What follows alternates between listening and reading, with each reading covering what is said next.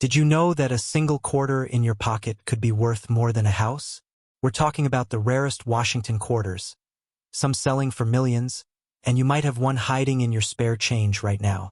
Stick around because we're about to reveal the exact dates, mint marks, and tiny errors that turn pocket change into life-changing cash.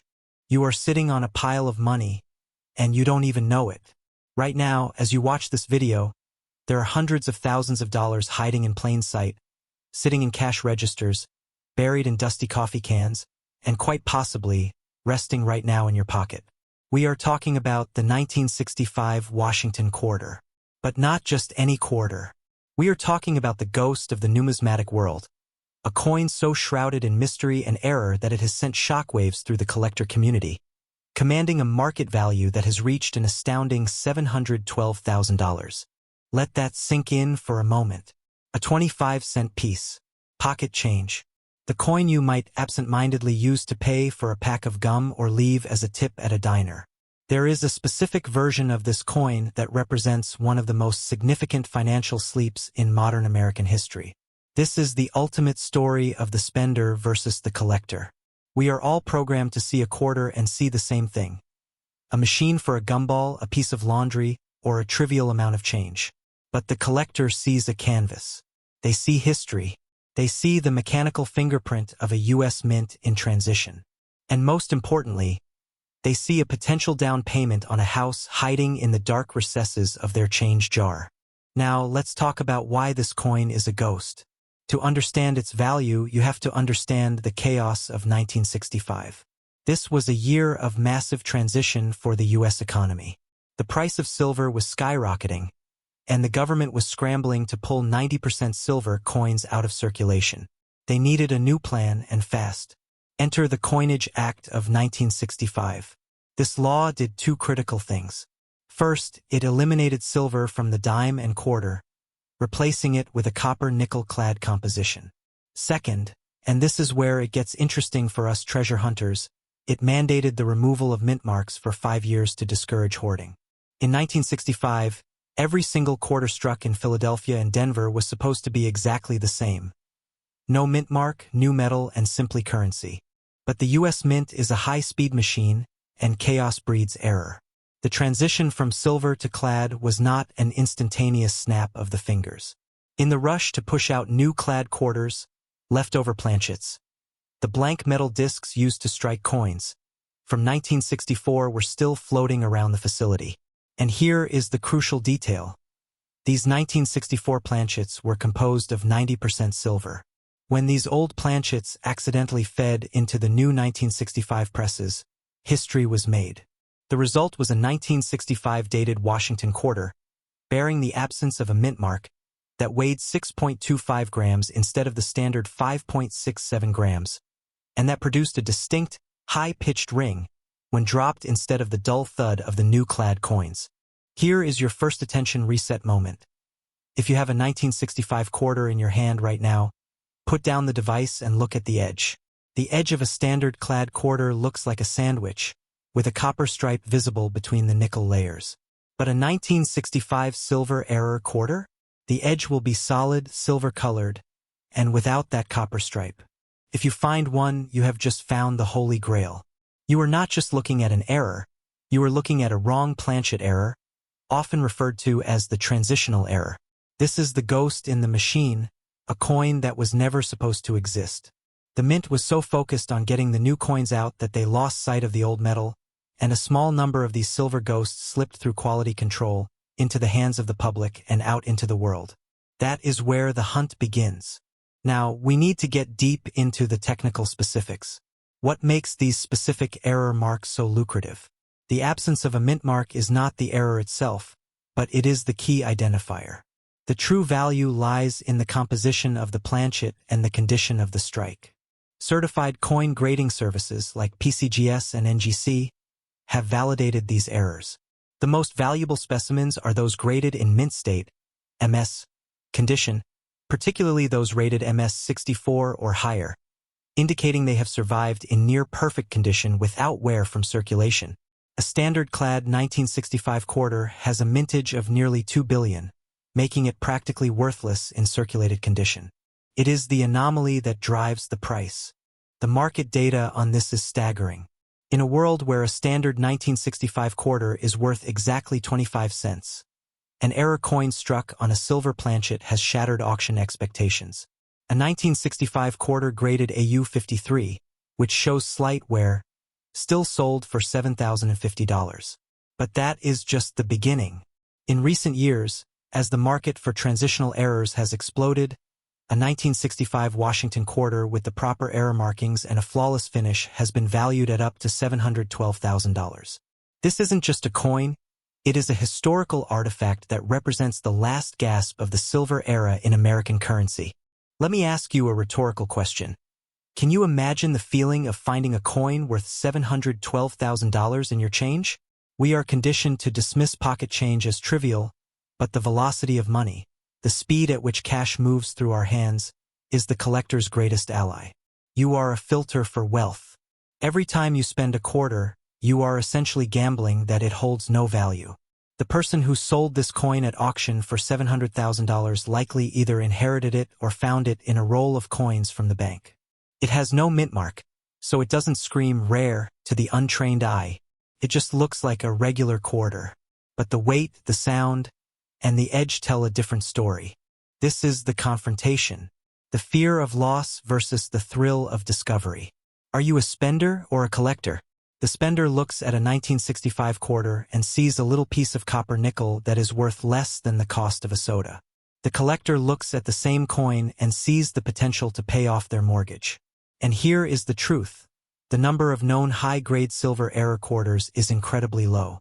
It is a ghost in the market because very few actually exist. As collectors become more educated and the tools for detection become more sophisticated, the demand for these specific errors is rising exponentially. We are experiencing a hidden wealth movement, where average Americans are uncovering fortunes in their attic boxes and old savings jars. The urgency is now. The longer you wait, the more of these coins slip through your fingers, ending up in the vending machine instead of the auction house. This brings us to the call to action. This is your moment. The idea of finding a 1965 silver quarter might feel like a myth, but the data from the Numismatic portal and major auction houses proves it is a reality. If you think you might have one, you cannot treat it like pocket change. Look for the absence of the copper stripe on the edge. Weigh it on a precision scale. If it hits 6.25 grams, you are in the game.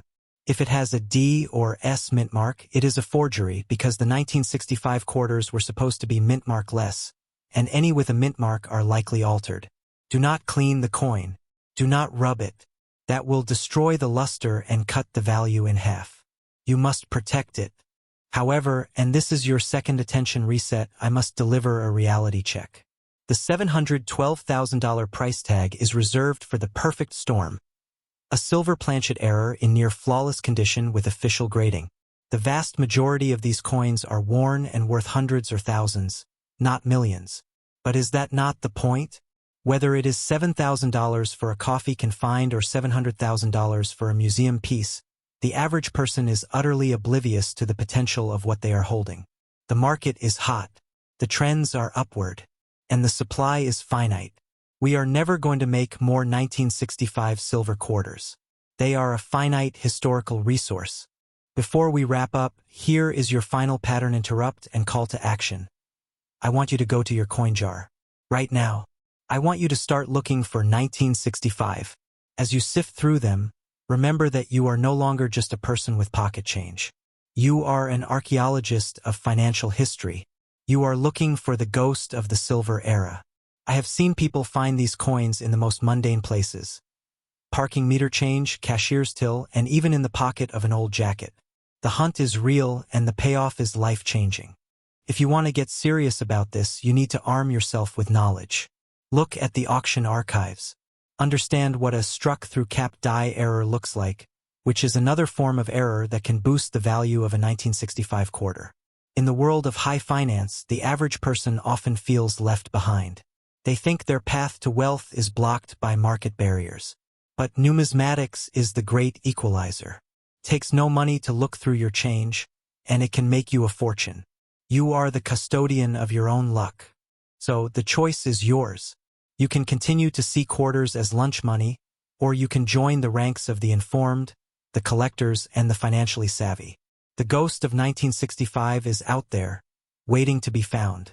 It is a tangible asset, a piece of history, and a ticket to a wealthy lifestyle that is currently being used to buy groceries. Don't be the spender who let the $712,000 coin slip away. Be the collector who looked closer. Before I go, stay tuned for our next installment, where we dive deep into the incredible world of the 1943 bronze penny, another ghost coin that could be hiding in your attic and is worth even more. But for now, do me a favor. Subscribe, hit the notification bell, and go check that change jar. Your future might just be resting in a pile of metal worth a quarter. They are just pocket change, right? You are a spender. You see coins as nothing more than a means to an end. But what if, in that handful of common, everyday change, you held a ticket to a life-changing fortune? What if a single quarter, a coin you were about to spend on a pack of gum, was worth over $800,000? You see, there are two types of people in this world: those who spend their pocket change and those who collect it. The former sees 25 cents. The latter sees a potential 4-bedroom house in the suburbs. Today, we are going to talk about the coin that separates the spenders from the collectors. The coin that turns a mundane transaction into a heart-stopping discovery. We are talking about the 1986 Mint Mark Washington quarter dollar, a coin that has become a ghost in the numismatic market. So, before you spend another coin, you need to watch this. Let's talk about why this coin is one of the most fascinating and potentially valuable treasures in modern U.S. coinage. In 1986, the Philadelphia Mint produced over 551 million Washington quarters. That is a staggering number. By sheer volume, you would think these coins are practically worthless. And in most cases, you would be right. A standard 1986 Washington quarter in circulated condition is worth exactly 25 cents. Even an uncirculated example might only fetch $1 or $2 at a coin shop. So, how does a coin with a mintage in the hundreds of millions suddenly become a near-mythical treasure worth nearly $1 million? The answer lies in the error, specifically in the world of minting anomalies. This is where the story of the 1986 gets interesting. While millions of coins were struck perfectly, a handful of planchets went through the presses in a way they were never supposed to. We are talking about major mint errors. We are talking about coins struck off-center, where the design is dramatically shifted to one side. We are talking about coins struck on clipped planchets, where a piece of the metal sheet was missing before the coin was even struck. We are talking about double strikes, where the coin is hit by the die more than once, creating a ghostly, overlapping image.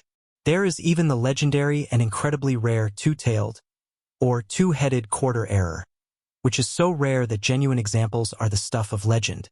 Most of the two-headed coins you see are just magician's tricks, but a genuine mint error is a certified goldmine.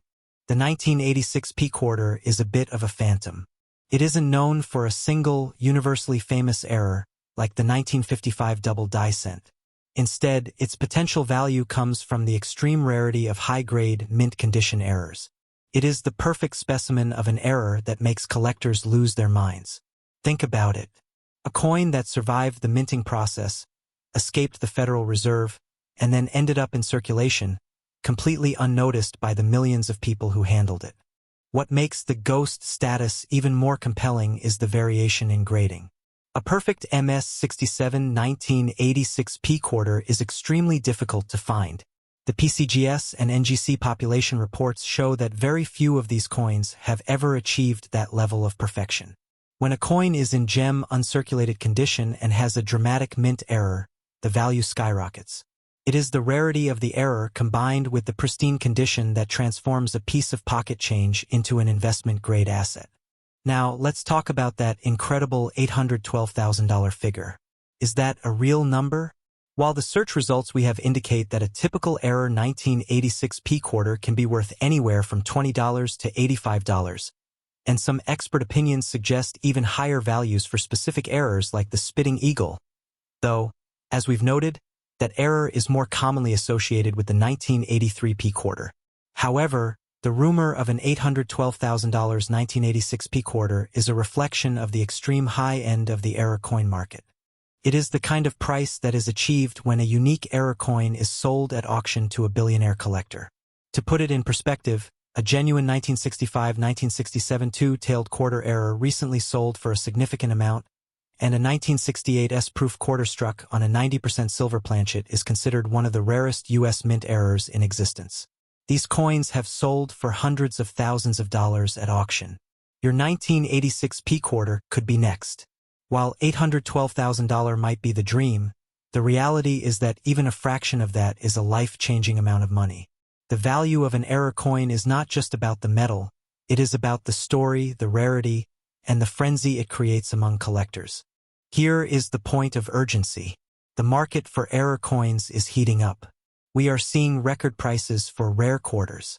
Why? Because more and more people are realizing that pocket change is the last untapped frontier of hidden wealth. People are checking their coin jars. They are buying metal detectors. They are looking at their change with a magnifying glass. The moment a coin like the 1986 P error quarter is found, it creates a bidding war. Collectors are desperate to get their hands on the very best examples. The market trends show that these coins are not just collectibles. They are solid investments. If you find one, the demand is immediate. So what is the call to action? The next time you get change from a cashier, or you are about to roll your coins to take to the bank, stop. Don't spend them. Look at them. Check the date. Look at the mint mark. Look for anything that seems unusual. Is the design centered? Is there a weird clip on the edge? Does it look like the coin was struck twice?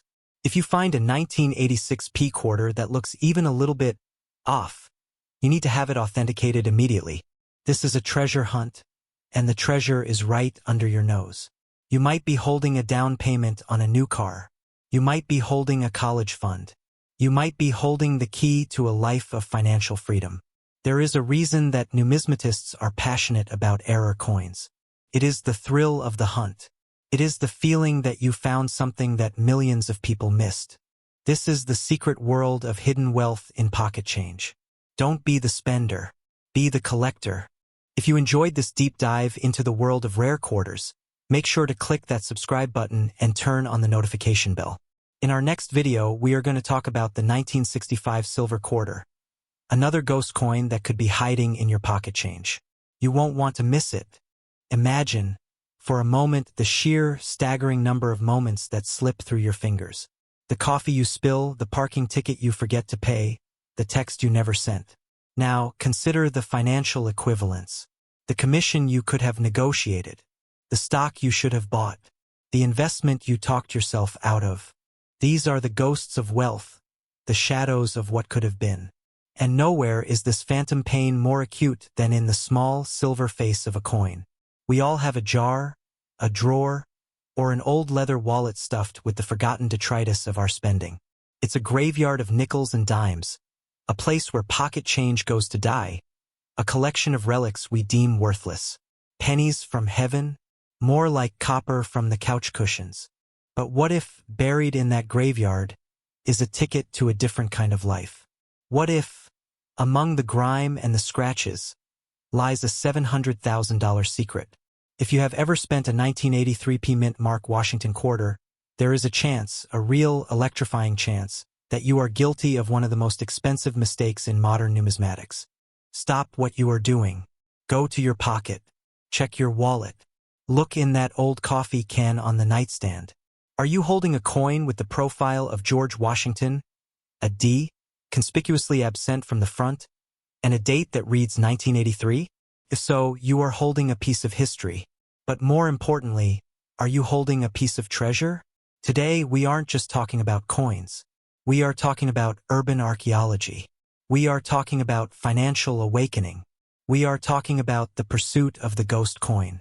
In the annals of American coinage, the year 1983 is a peculiar turning point. The United States was clawing its way out of a painful recession.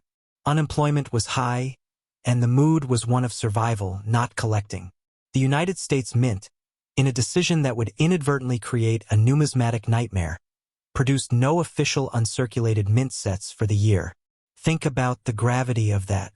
There were no pristine, government-packaged sets tucked away in the safety deposit boxes of collectors. The millions of 1983 Philadelphia quarters, over 673 million of them to be precise, were fed directly into the economic grinder. They were dropped into arcade machines used to buy newspapers and jingled in the pockets of a generation. Because there were no mint sets, there was no cushion of high-grade specimens. The gem 1983 P quarters, those untouched by circulation, are spectral entities. The Philadelphia Mint struck a massive volume of these coins, yet the population of high-grade survivors is astoundingly low. Professional coin grading service, the industry standard, has certified only a minuscule handful at the highest grades. In fact, just over 1,000 have been examined by PCGS et al., and of those, only 11 have ever earned the prestigious MS-67 rating. This scarcity creates a bizarre paradox. The coin is as common as dirt in your pocket, yet as rare as a unicorn in flawless condition. This brings us to the terror and the beauty of the error. A standard 1983 P quarter in excellent condition can fetch a nice premium, a few $100s, maybe more. But the error coins? That's where the hunt gets primal. That is where the wolves of Wall Street become interested in the dust of Main Street. The most famous of these specters is the Spitting Eagle variety, recognized by the Cherry Picker's Guide as FS901. On the reverse of your quarter, you'll see the majestic heraldic eagle. But look closer. Is there a sharp, protruding die crack emanating from the eagle's beak, as if our national bird is launching a projectile? That is a flaw in the die itself, a tiny fracture that created a unique, unmistakable feature on thousands of coins. This is the mark of the Spitting Eagle, a phantom in its own right. While the Spitting Eagle commands a premium, the true terror is that it represents only one of countless potential errors that could be lurking in your loose change. What if you have a coin that was never supposed to exist? Imagine a quarter that was never fully capped by the collar die during minting. This results in what collectors call a broadstruck error.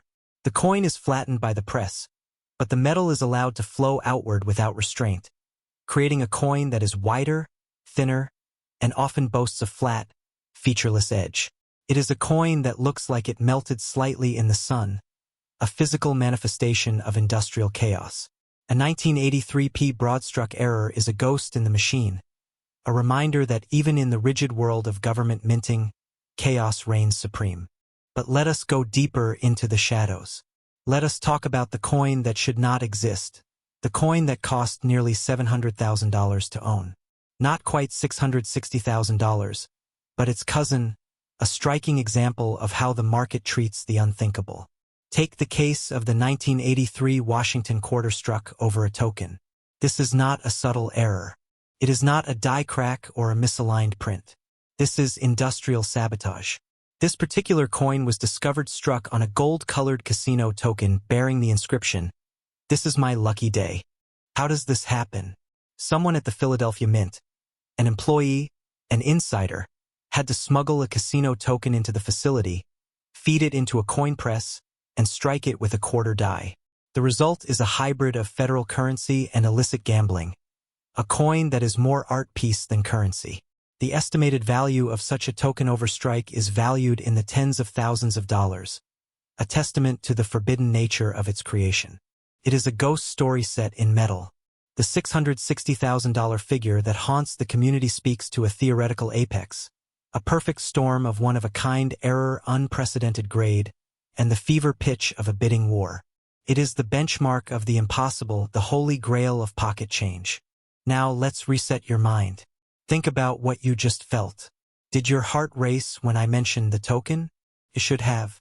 Because this is the emotional currency we are dealing in: fear and greed. The fear that you have already spent a fortune. The greed that you might still find one. Do not let the spender versus collector dichotomy define you. The spender sees a quarter and thinks of a gumball.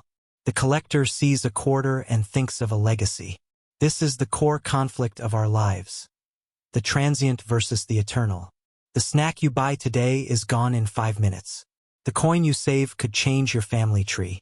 The 1983 P Washington quarter is the ultimate test of this philosophy. Because of its inherent scarcity in high grades, the value curve is nearly vertical. A coin graded MS-66 can be worth around $100. But if your coin is that one perfect step higher, graded MS-67, that value skyrockets into the thousands. This is the MS-67 precipice. A single point on a grading scale can be the difference between a nice dinner and a down payment on a house. This is the economic terror of the 1983p. Consider the coin that sold in 2016 for nearly $2,000. It was just a quarter, but it looked like it had been struck yesterday. It was a time capsule, a perfectly preserved example of a coin that was largely destroyed by use. The owner didn't find it in their pocket. They likely found it in a collection or a bankroll, or perhaps they had the foresight to hoard them in 1983. That foresight was worth thousands. What is the lesson here? It is that wealth is often disguised as commonality. It is that value is not always determined by the material but by the context. The 1983p quarter is a reminder that the most common objects can carry the most uncommon potential. The $660,000 figure is a target, a cipher. It is the highest possible price for the pinnacle of errors in the ideal condition, sold at a time when the market is white-hot. The market is white-hot right now. We are seeing a surge in vintage and error coin collecting. The resurgence of interest in tangible assets, the nostalgia for a simpler time, and the sheer thrill of the hunt are driving prices to new heights. The coin market is hungry for fresh material, and the 1983p is one of the most accessible rarities out there. It is accessible because it is still out there. It is still circulating. It is still in the game. You have just learned more about the 1983p Washington quarter than 99% of the American public. They walk by treasure every day, blind to the mint errors that define a collector's dream. But you are not the 99%. You are the one who checks their change. So here is the ultimate challenge. Do you have that jar of coins? Are you willing to look? More importantly, are you willing to change the way you see the world? The coin is a lesson in life. It tells us that value is often hidden in plain sight, that the greatest treasures are not the ones you buy, but the ones you discover. The next time you get change, look at the date. Look at the mint mark. Look for the spitting eagle, the broad-struck planchet, the missing edge. This is not just a hobby. This is a lifestyle. This is about transforming the ordinary into the extraordinary. This is about turning pocket change into generational change. Are you the spender, or are you the collector? The choice is yours. But if you are a collector, keep watching. Because the ghost of 1983 is only the beginning. There are other specters in the shadows, other coin secrets that the world has forgotten. The world of numismatics is a world of hidden wealth, and the next coin I reveal might just be the one that makes you a millionaire.